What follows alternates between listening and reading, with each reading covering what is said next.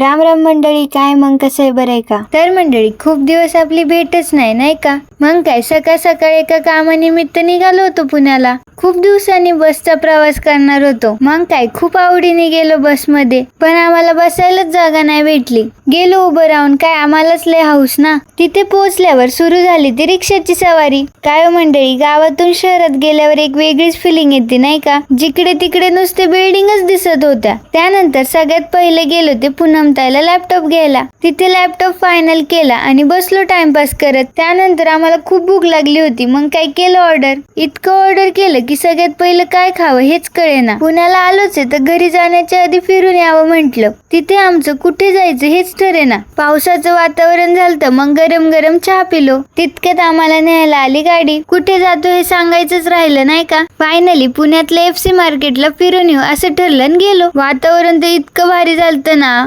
त्यानंतर पोहोचलो ते आपल्या ठरलेल्या ठिकाणी. त्यानंतर आता घरी जायला निघणार तेवढ्यात आम्हाला हा सिल्वर बॉय दिसला. तुम्हाला कधी भेटलाय का हा? कमेंट करून नक्की सांगा. पण मंडळी, फिरता फिरता अंधार कधी पडला हे आमच्या लक्षातच नाही आलं.